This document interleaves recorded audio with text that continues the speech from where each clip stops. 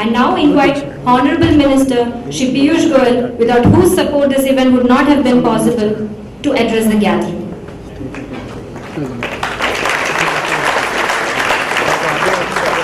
Thank you very much, Madam. Professor Bhaskar Ramamurthy, Director of IIT, I still have to call it Madras. I think we should quickly move a proposal to change the name to IIT Chennai now. My very good friend and the very learned Professor Ashok Jhunjhunwala, Professor Prabhajot Kaur, Professor Lakshmi Narsamma, very distinguished faculty members from IIT Madras, colleagues from the Bharatiya Janata Party, the President of the BJP, Ms. Tamilisai Soundarajan, other colleagues from the party, senior colleagues from the ministry who have accompanied me, Mr. Acharya, the CMD of Naval Lignite Corporation, Mr. A.K. Verma, Joint Secretary in the Ministry of Power, Mr. Santosh Vaidya, Joint Secretary in the Ministry of New and Renewable Energy, all the very distinguished citizens of Chennai who have joined us it's afternoon now, young students, researchers, friends from the media, ladies and gentlemen. I want to start with a phrase in Hindi, but I'll translate it for the benefit of those who are not conversant with Hindi. I was just told Professor Jhunjhunwala is called Chun by all of you. And for the last 2 hours, and more than that, I actually came in here dot at 11:59 is when I entered the campus. For the last 2.5 hours, I've heard Jun ki Dun. That's the sound of Jun, or the pleasant sound of Jun actually. And to take it further, just like any other professor in school or college, उन्होंने हमारी बोलती बंद करवा दी. He shut me up. On more occasion than one, when I tried to make some humble submission or a comment, just like a typical sweet point, first let me finish. But I must say it's indeed been a absolutely wonderful 2.5 hours that I spent at your campus. Thank you very much, Professor Ramamurthy. Thank you, Professor Jhunjhunwala. And a big thank you to all of the industry participants, researchers, professors, all of you who have made all that we witnessed today happen. Congratulations to all of you. Of course, there's no free lunch, though I was served a very delicious lunch. But I got a lot of knowledge also today. So this is a combination of free lunch and free knowledge. In fact, they used to say, let knowledge flow from all directions. And in some sense, today's interaction at IIT Madras has been in some sense a great eye-opener for a lot of the potential that technology has, a lot of the things that Indian innovation can do. And I was just trying to put my thoughts together on what could I describe today's visit to IIT Madras as. And with your permission, we've all heard of public-private partnership, PPP model. Then we heard of the public-private people partnership model, the PPPP. In some sense, today what I've been exposed to is a public-private professor-people partnership. And I don't know what you would call it in your physics language. In any case, all scientists have a different language which common men like you and me can't understand. But I don't know what P raised to the square of what, 5 or how would it work? But truly, it's been a very, very engaging and very educative afternoon for me. Professor Jhunjhunwala used a phrase that Prime Minister Mr. Narendra Modi often uses when he's interacting with either his colleagues or other people, experts in different fields.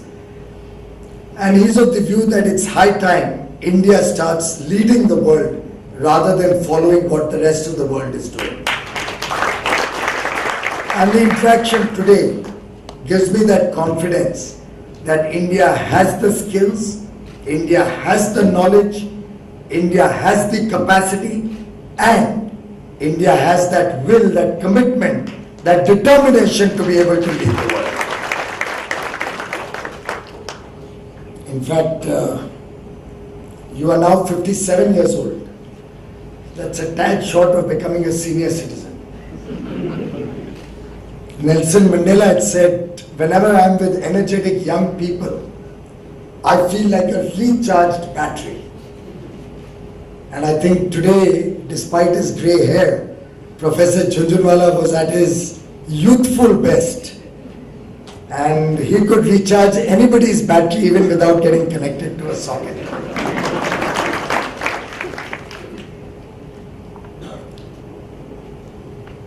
What I saw today has, I think, a culmination of several new ideas, new initiatives, thoughts which also in some sense are rooted in history. I remember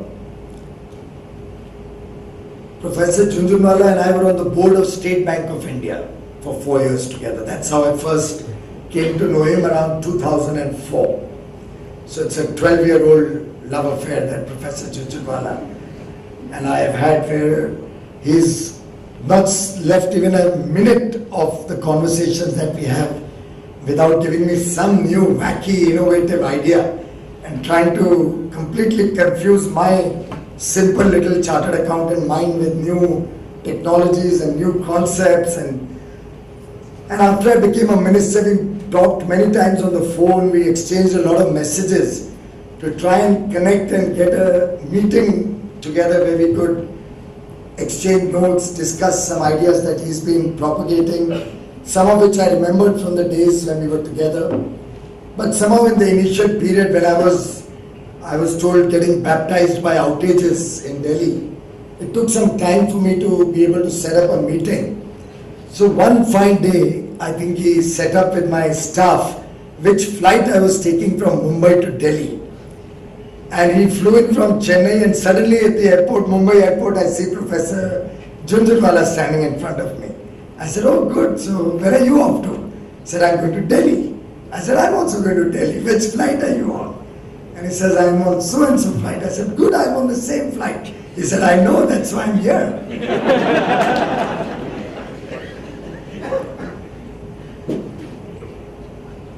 But I tell you, those 2 hours in the plane, even though I didn't get a chance to clear a lot of the papers that I was carrying, but it cleared my mind of a lot of cobwebs.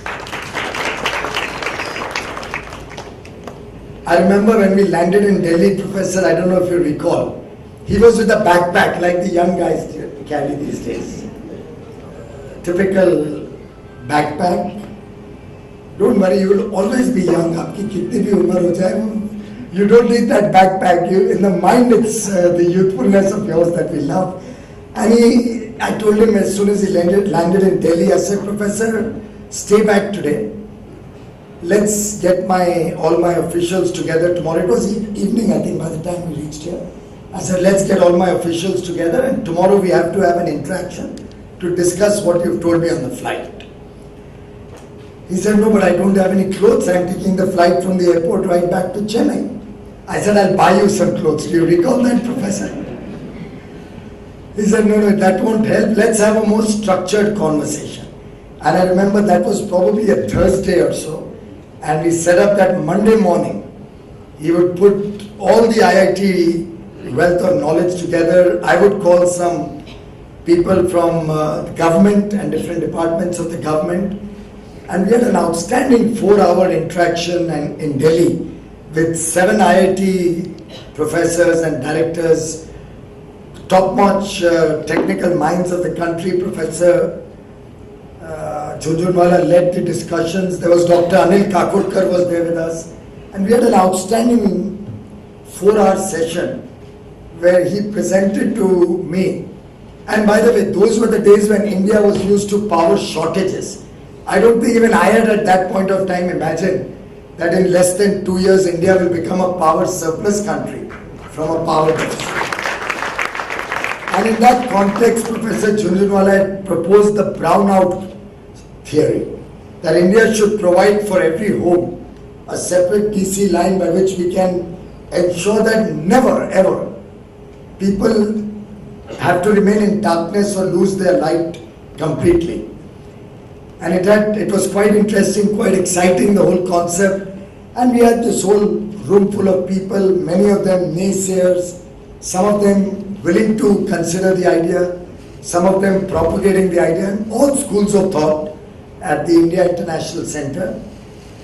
And at the end of the 4-hour interaction, we decided to go ahead with a pilot. And Dr. Jhunjhunwala and I were just fighting whether it was his idea or mine, but I insist it was my idea, that we do a pilot for 1 lakh homes. Usually in India you do pilots for a few hundred homes or 1,000 or 2,000. You also told me IIT Chennai has many homes connected with this brownout concept. But I remember telling him that unless we do it to scale, we'll neither be able to get the idea of true costs, nor will we be able to really sell the idea to the rest of the world. And we embarked on this joint mission together. I know it was not easy in the government, and you can imagine when I had to put in 80 crore rupees for that pilot project, something which had no economic value prima facie in terms of the government's calculations. But I must say, I must thank all the officials of the ministry who supported the project like a rock, who have consistently been a part of this mission. And I think together with the effort of Professor Jhunjhunwala and his colleagues at IIT Chennai and the efforts of Ministry of Power, the REC Limited, all of them have been able to run 2 pilots. One in Falodi village in Rajasthan and one in Sasaram. That's the birthplace of Babu Jagjeevan Ram, one of the most illustrious sons of the soil, representing the most deprived sections of society. We decided to do this pilot in Sasaram, his birthplace, and take it to 100,000 homes in Sasaram. Professor Jhunjhunwala tells me another 90 days to 100 days from now, he would have been able to complete that mission, that pilot project in Sasaram. I wish you all the best, Professor, and I urge all my colleagues to make sure he gets complete and unstinted support to make sure this project gets completed in 100 days.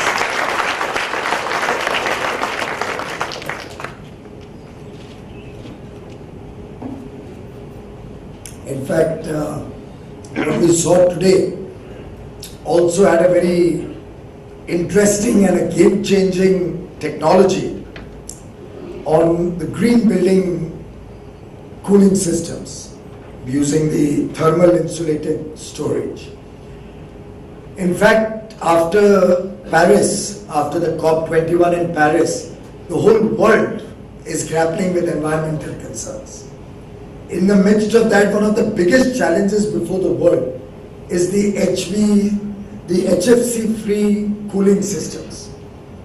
Air conditioners usually, which we set up in our homes or offices, are powered by HFC technology. That's the coolant, hydrofluorocarbon or whatever, which really brings in the high degree of cooling in the air conditioning systems. These HFCs are extremely dangerous for the environment. Much, much worse than even burning coal for that matter. And the entire world is extremely keen and concerned that India should move towards HFC-free air conditioning systems. It has always been my grouse. In fact, I was expressing it to the Australian High Commissioner yesterday when she called on me. My grouse has been that the Western world, the developed world, develops technologies, develops new solutions to the problems, but it develops it in the private sector hands, it patents it, and then wants to profiteer from these patents and from these technological innovations at the cost of protecting the environment. And my humble submission to the leaders of the world is that it's time that the world comes together on a common platform. If there has been a development cost, we have to pay for that development cost from probably a central pool. But let technologies flow freely in the whole world. Let the world benefit from good technologies. Why should HFC-free air conditioning be in the hands of two American companies who will charge an arm and a leg, make air conditioning twice or thrice as expensive to make it HFC-free? And then the entire world sits in Montreal, sits over different conventions, resolving that we have to save the world. Therefore, let's focus on HFC-free cooling, but buy it from those same two private companies. I think what Professor Jhunjhunwala and IIT Madras from Chennai have done today in terms of developing this new technology is show that we can actually have HFC-free cooling, not at twice or thrice the cost that the West is trying to market and sell to the world, but at almost negligible cost over and above the current cooling systems. I must compliment them. And look at the many dimensions of this program.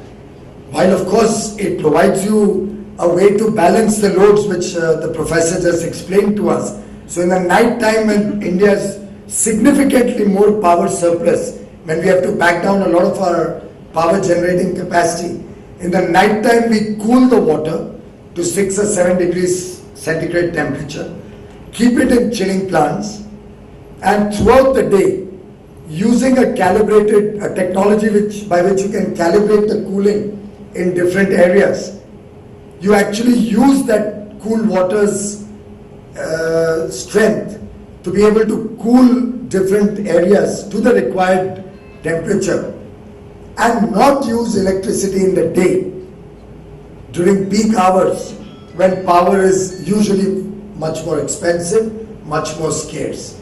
And I think apart from that, I can see, as I said, the environmental benefit is huge. It can also provide a natural reservoir of water for an unfortunate emergency or a disaster. It can help you firefight in the event of an unfortunate fire. You would in fact have cold water, cool water which can help douse a fire much better and faster.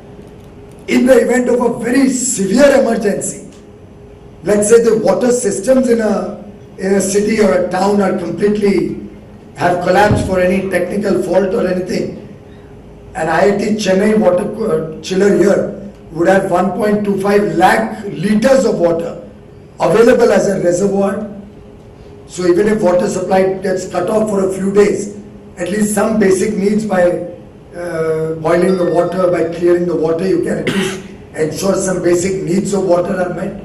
I think the multi-dimensional thinking that has gone into these various projects, where industry has participated equally with great deal of enthusiasm, with great deal of innovation, is something that Professor Jhunjhunwala and his team, the able support of his institute, IIT Madras, Professor Bhaskar Ramamurthy, and all the other faculty members, researchers, students, I think deserves a big round of applause from all of us.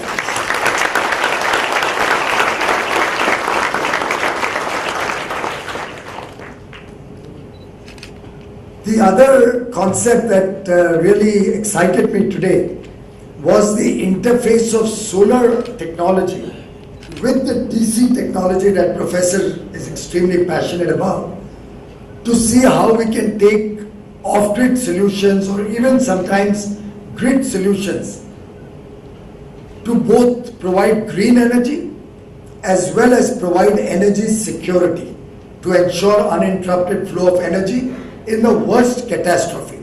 And there can be no better example than Professor Jhunjhunwala's own experience when your city unfortunately had this floods for probably 100 hours, and most of the city was inundated with water, underwater. Professor Jhunjhunwala, being a visionary, foresees, I don't know, do you get some hallucinations about these type of things? So if at all do, let us know if there's going to be another calamity in the future.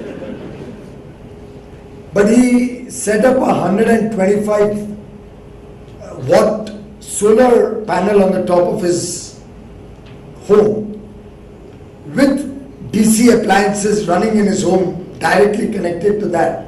And during this entire 100-hour ordeal that most of Chennai and large parts of Tamil Nadu, including our Naval Lignite Corporation, suffered from, he was sitting cool and comfortable.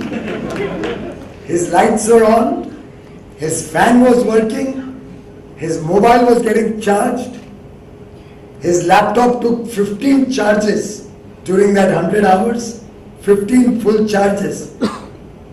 And he was even undisturbed because everybody else was in their homes and worried with problems. So I hope you did some new innovation during those 100 hours. That's the strength of technology. Now, can we leverage that technology and make it have an impact on the rest of India?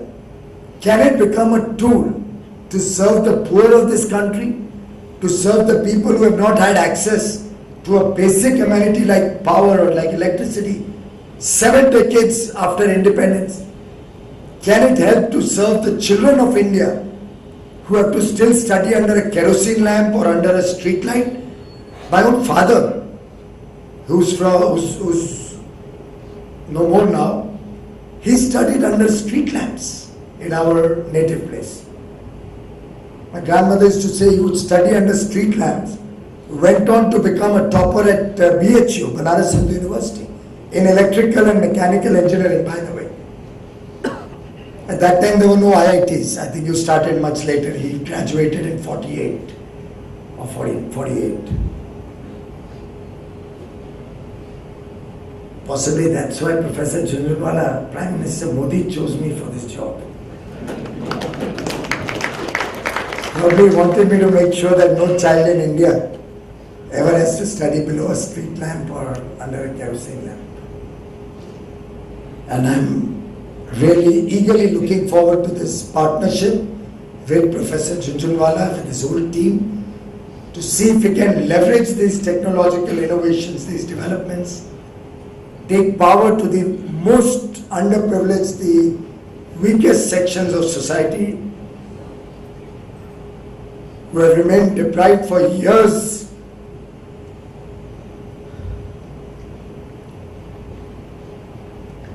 Sections of society whom we have discriminated with for years and years. It's very easy, ladies and gentlemen, when we are sitting in these privileged halls and these privileged environments of an IIT Madras, even to talk about things like equal opportunity and merit and why should everybody not get a chance only on merits, but try competing. Try you and my children having to compete with that little boy in a village with no internet, no electricity, no libraries, no books, no good quality schools. When we want to make them compete with our children, I think we are doing the greatest disservice to this nation. I think it's time we as a nation got together. It's time we all conspired, possibly to make the impossible happen, but make sure that in the next 3 years, no child in India has ever got to study without adequate electricity. No home in India remains without 24/7 affordable power. My compliments once again to you and your team. I hope this public-private professor-people partnership flourishes in the days and years to come, and I wish all of you the very, very best. Thank you very much.